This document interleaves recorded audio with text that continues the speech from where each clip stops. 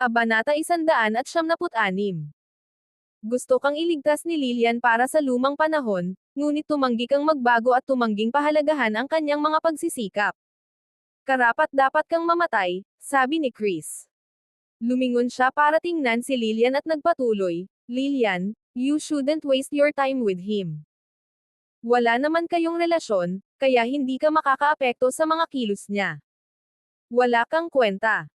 Nanunuya si Ambrose, pagkatapos ay sumigaw siya, Men, hulihin niyo ang lalaking ito. Patayin niyo siya sa labas. Huwag nating dumihan ang lugar na ito. Sa utos ni Ambrose, maraming gwardya ang sumugod kay Sebastian na may layuning pumatay. Hindi sila nagtatrabaho sa hotel, ngunit sila ay mga taong dinala ni Ambrose mula sa Phoenix Corporation. Kahit na kailangan nila ng mga imbitasyon para makapasok sa hotel, si Ambrose ay isang higher-up sa Phoenix Corporation, hindi siya nang ahas na pigilan ng mga guard ng hotel. Kung tutuusin, si Natalie ay sekretarya lang ng Supreme One. Ang kanyang posisyon ay mas mababa kaysa kay Ambrose. Sandali. Pinigilan sila ni Sebastian. Bakit natatakot ka? Ngumiti ng tagumpay si Chris. Are you finally getting scared? It's too late. Pero kung luluhod ka at yumuko sa akin para humingi ng tawad, baka ilibre kita. Mabalian lang natin ang mga paa mo. Napangisi si Sebastian. Bibigyan din kita ng pagkakataon. Lumuhod ka, yumuko ka sa akin, at humingi ng tawad. Pagkatapos, ililibre kita. Babaliin ko lang ang mga paa mo. Galit na galit, sumigaw si Chris, ikaw. Patayin mo siya. Tumigil ka nga dyan. Huwag mo siyang lagyan ng daliri. Sa isang malakas na sigaw, tumakbo ang isang nasa katanghaliang gulang na lalaki. Si Derek iyon, ang isa pang vice-presidente ng Phoenix Corporation. Si Casper ay nasa isang business trip. Nag-aalala siya na baka hindi makilala ni Ambrose si Sebastian, kaya pinaponte niya si Derek. Pagpasok ni Derek, nakita niya ang mga taong sinusubukang turuan ng leksyon si Sebastian. Tinakot siya nito. Mr. Simmons, ano ang nagdala sa iyo dito? Tanong ni Ambrose na nagulat nang makita si Derek. Kung hindi ako dumating, malaking gulo ang ginawa mo. Single ni Derek. Anong ibig mong sabihin, Mr. Simmons? Tanong ni Ambrose sa kanya. Sino ang nagsabi na pwede mong hawakan si Mr. Wilder? Mariing tanong ni Derek kay Ambrose. Kilala mo ang lalaking to. Nagpunta siya dito para gumawa ng gulo. Wala ka namang kinalaman dito, hindi ba? Ngumisi si Ambrose. Hindi kailanman nagkagusto si Ambrose kay Derek. Kung makumpirma ni Ambrose na si Derek ay kasabwat ni Sebastian, maisusumbong niya ito para sa pagpaplano ng isang pag-aalsa. Sa ganoong paraan, kamatayan lamang ang naghihintay kay Derek. Mr. Adamos, panuurin mo ang sinasabi mo. Babala ni Derek. Paalala rin niya kay Ambrose. Nang walang pahintulot ni Sebastian, hindi nang ahas si Derek na ilantad ang pagkakakilanlan ni Sebastian. Pero inisip ni Ambrose na tinatakot siya ni Derek. Napangisi si Ambrose. Ginagaya niya ang Supreme One, kaya walang makakapagligtas sa kanya. Dapat siyang mamatay. Kung maglakas loob kang pigilan ako, parurusahan din kita. Wala ka ng pag-asa. Galit na galit si Derek. Nginitian ni Chris si Sebastian. Sebastian, alam ko na ngayon bakit napakatapang mo. Kung ganon, tinutulungan ka ni Mr. Simmons, ha? Sa kasamaang palad, masyadong malaki ang pagkakamali mo para mailigtas ka ni Mr. Simmons. Mamamatay ka na ngayon. Huwag kang masyadong matuwa. Hindi pa natin alam kung sino ang mamamatay, nakangiting sinabi ni Sebastian. Kabanata 177. Tumanggi pa rin siyang aminin ang kanyang mga kasalanan sa harap ng kamatayan. Dad, bilisan mo at patayin ang taong ito. Single ni Chris. Tumango si Ambrose. Akmang mag-uutos na siya ay pinigilan na naman siya ni Derek. Bulong ni Derek. Ambrose, ang tanga mo. That's the Supreme One. How dare you? What? His. Nanlaki ang mga mata, tinitigan ni Ambrose si Derek na hindi makapaniwala. Imposible yan. Paano, yan? Patuloy na bamulong si Derek. Isipin mo kung sino ang nagpatawag sa iyo. Kung hindi siya ang Supremo, paano siya maglalakas loob na maupo sa trono? Kung hindi siya ang Supremo, bakit niya papansinin ang lahat? Akala mo, tanga. Sa sandaling iyon, natigilan si Ambrose. Natakot siya, at pinagpawisan siya ng malamig. Dad, bakit nakatayo ka lang dyan? Tell somebody to kill this piece of trash. He is me off. Sabi ni Chris. Tumahimik ka. Sinampal ni Ambrose si Chris. Dad, bakit mo ako sinampal? Galit at malungkot, tinanong ni Chris si Ambrose. You good for nothing. It's all your fault. Papatayin kita, little bastard. Galit na galit si Ambrose. Pinalo niya si Chris ng malakas. Sana mapatay na lang niya ang anak niya. Tama na. Masakit, Dad. Tama na. Habang iniiwasan ni Chris si Ambrose, nagmakaawa siya. Ang iba ay hindi sigurado kung ano ang nangyayari. Saglit na hinabol ni Ambrose si Chris bago siya tumigil. Tapos, sinigawan niya si Chris. Bastos, lagi mo na lang akong ginugulo.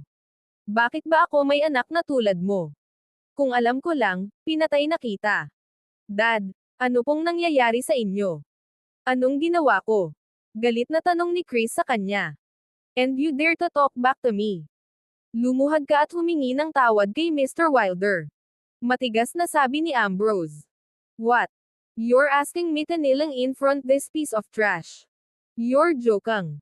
Are you out of your mind? Sa sobrang galit ni Chris ay nagsimula siyang manginig.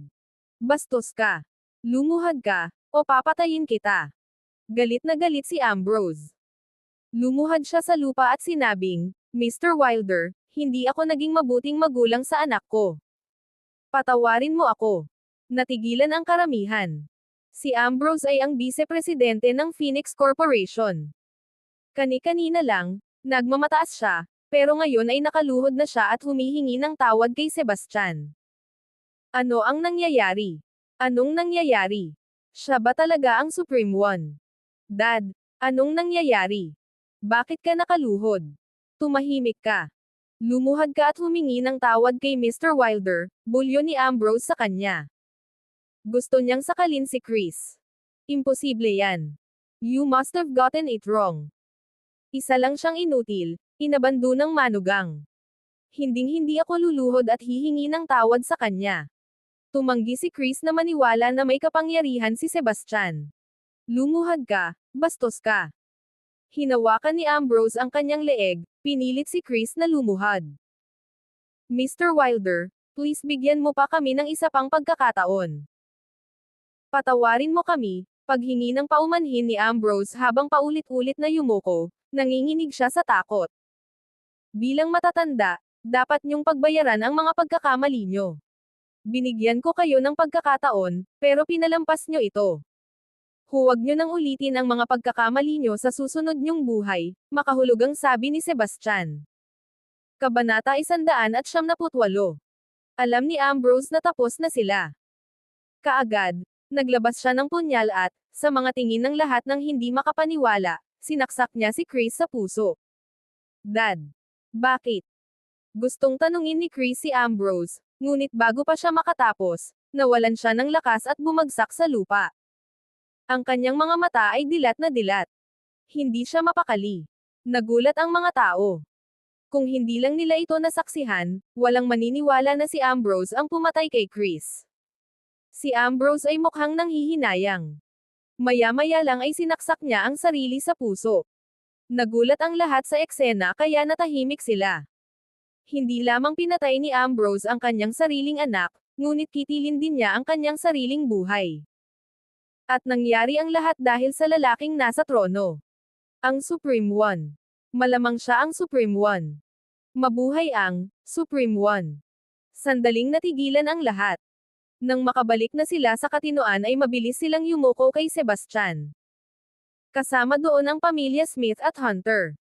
Namutla sina Evelyn, Lyra, at Lucas dahil sa gulat. Lagi nilang kinukutya si Sebastian. Kung si Sebastian talaga ang Supremo, tapos na sila. Noon lang, nilapitan ni Sebastian si Lillian at ang kanyang pamilya. Ang sabi niya, Dati ang tawag mo sa akin ay isang basura. Bakit ka yumuyuko ngayon sa akin? Nagmamadaling ngumiti si Evelyn at sinabing, Sebastian. I mean, oh Supremo, nabulag ako. Maawa ka sa amin. 11. Nagmamadaling sumingit si Lyra, Sebastian, I'm sorry. Please forgive me. No, don't call me Sebastian. We're not related, anyway. O Supreme One, Lillian divorced you because Mr. Adamos Chris forced her. She didn't intend to do that. Lillian, bakit nakatayo ka lang dyan? Say something. Nagmamadaling sinenyasan ni Evelyn si Lillian. Magsasalita pa sana si Lillian, pero pinigilan siya ni Sebastian. He said icily, ginawa mo ito para sa 10 bilyong dolyar na proyekto, ngunit sinasabi mong pinilit ka nila. Sa tingin mo ba ako ay pipi? Hindi nakaimik si Lillian. Hindi ito ang kanyang intensyon, ngunit ang 10 bilyong dolyar na proyekto ay naging isang pangunahing kadahilanan. Hindi niya ito mapabulaanan. Pero nagpumilit si Evelyn. O Supreme One, please trust US. Napilitan si Lillian. Please give her another chance. Ngumisi si Sebastian. Naalala mo ba yung sinabi ko? Sabi ko pagsisisihan mo. Unfortunately, hindi mo na maibabalik ang oras. I am no longer connected to the Smith family in any way. For old time's sake, isang will not punish you for what happened today. But if it happens again, I will not let you easily. Again, I will not. Nawalan ng pag-asa si Evelyn. Nagkaroon sila ng pagkakataong umunlad sa tulong ni Sebastian, ngunit sila ay masyadong nabulag at ipinapalagay na siya ay walang tao. Itinulak nila ang isang pagpapala gamit ang kanilang sariling mga kamay. Nakaramdam sila ng panghihinayang. Higit pa rito, ito ay hindi lamang tungkol sa nawawalang pagkakataon. Sinaktan nila ang Supremo. Ng lahat ng tao. Kahit na hindi sila parusahan ng Supremo, hindi kailanman makikipagtulungan sa kanila ang ibang mga negosyo. Ang Smith Group ay napahamak. Sa kabilang banda, kalmado si Lillian. Nag-aalala siya na baka dito mamatay si Sebastian. Ngunit matapos matuklasan ang kanyang pagkakakilanlan, napagtanto niyang hindi na niya kailangang mag-alala. Siyempre, nagsisi rin siya kung paano siya sumuko. Isinuko niya si Sebastian para sa kapakanan ng kanyang pamilya at ng kanyang kumpanya. Pero nanatili siyang tahimik. Walang saysay na pagsisihan ang desisyon na nagawa na niya. Naloko kayong lahat. Hindi siya ang Supremo. Nang papaalis na si Sebastian, isang grupo ng mga lalaki ang pumasok. Ang pinuno nila ay isang binata na mga 28 taong gulang. Matangkad siya at gwapo, at nakadamit siya ng iba't ibang branded na gamit. Confident siya at parang galing siya sa isang prestihiyosong pamilya. Sa likod niya ay 4 na bodyguard na nakasuot ng sunglasses. Lahat sila ay may nangingibabaw na hangin sa kanilang paligid. Kabanata 179. Galit na galit si Derek nang makita kung paano tinatanong ng bagong dating si Sebastian. How dare you disrespect the Supreme One? Ngunit walang takot ang lalaki. Sa halip, ngumisi siya. Pumunta siya sa harap at tumalikod para harapin ang lahat. First, let me introduce myself. My name is Travis Lloyd, and I'm from the Lloyd family in Divinopolis. Ang nangungunang prestihiyosong pamilya ni Dragotha, ang pamilyang Lloyd. Nagulat ang lahat.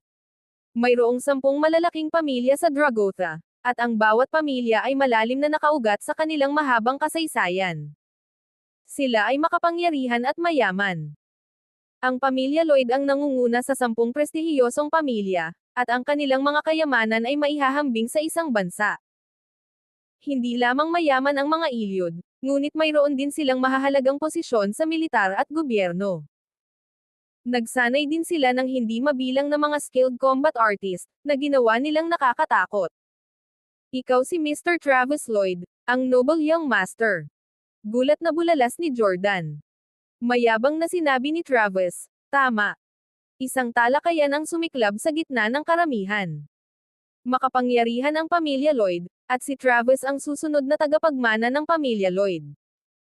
Siya ay may talino sa negosyo at martial arts, na siyang nagbigay sa kanya ng titulong Noble Young Master. Kung ang kataas-taasang isa ay ang pinakanamumukod tanging tao sa nakaraang henerasyon, si Travis ang magiging pinakanamumukod tanging tao sa nakababatang henerasyon. Maraming tao ang naniniwala na si Travis ay maaaring maging pangalawang Supremo. Nagulat din si Derek. Narinig niya ang tungkol kay Travis. Kahit na si Derek ay ang vice-presidente ng Phoenix Corporation, siya ay namamahala lamang sa isa sa mga subsidiary na kumpanya. Itinuring niya ang kanyang sarili bilang bahagi ng gitnang uri. Pakiramdam niya ay mas mataas siya sa mga menor de edad na pamilya, ngunit kapag nakaharap ang isang taong kasing galang ni Travis, hindi niya maiwasang makaramdam ng mababang uri. Gayunpaman, sa pag-iisip kung paano naruroon ang kataas-taasang isa, nagsalita siya ng may kumpiyansa. Mr. Lloyd, you may be the young master of the Lloyd family, but you should not question the Supreme One.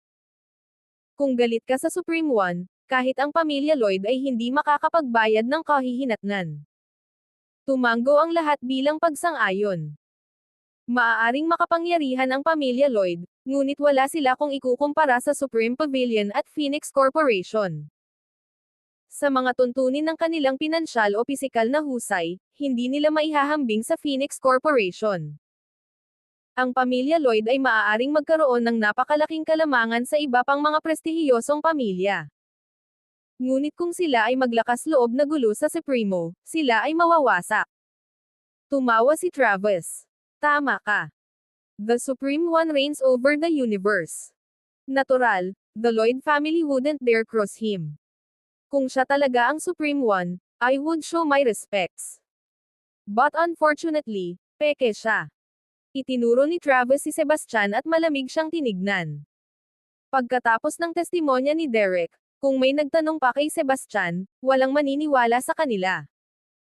Ngunit ngayong si Travis na ang nagtanong kay Sebastian, naging hindi sigurado ang lahat. Kung tutuusin, gaano man ka-proud si Travis, hindi siya maglalakas loob na saktan ng publiko ang Supremo maliban kung sinusubukan niyang patayin ang sarili. Imposible yan. Mr. Lloyd, please watch your words. If you anger the Supreme One, you won't handle the consequences, Derek warned him icily. Napangisi si Travis. Sinabi ko iyon dahil may ebidensya ako. Nakilala ko na ang Supremo, at nasa katandaan na siya ngayon. Pero itong lalaking ito ay nasa 20s na, kaya paano siya magiging Supremo? Tama si Mr. Lloyd. Balita ko matanda na rin ang Supreme One. Pero masyado pang bata ang lalaking to. Tama. Mr. Lloyd wouldn't attack someone randomly. Baka peke siya kung tutuusin. Muling sumiklab ang usapan sa karamihan. Lahat ay nagtatanong kay Sebastian, pati na kay Derek. Hindi pa nakikilala ni Derek ang Supremo, at nabalitaan niyang matanda na at pangit ang Supremo. Bata pa si Sebastian, at hindi siya parang Supreme One na narinig ng lahat. Ngunit si Sebastian ay kalmadong nanatiling nakaupo sa trono. Ninamnam niya ang alak na inihain sa kanya. Sa kabila ng pagdududa ng lahat, hindi niya pinansin ang mga ito na parang walang kinalaman sa kanya. Sa katunayan, nakilala ni Sebastian si Travis, ngunit noong panahong iyon ay nagsuot siya ng pagbabalat kayo ng isang matandang lalaki. Makatwiran ang mga pagdududa ni Travis. Pero tinatamad magpaliwanag si Sebastian kaya tumayo na siya para umalis. Maghintay. Sabi ni Travis. Pinalibutan ng 4 na bodyguard ni Travis si Sebastian. Walang takot, tumawa si Sebastian. Aniya, Mr. Lloyd, you and I have no grudges against each other. Are you really going to do this? Masiglang sinabi ni Travis, ginagaya mo ang Supremo, at iyon ay hindi mapapatawad. Dapat kitang arestuhin at ibigay sa Supremo. Mga lalaki, kunin mo siya. Sa utos ni Travis, nakahanda nang umatake ang 4 na bodyguard. Nandito na si Lord Hydra.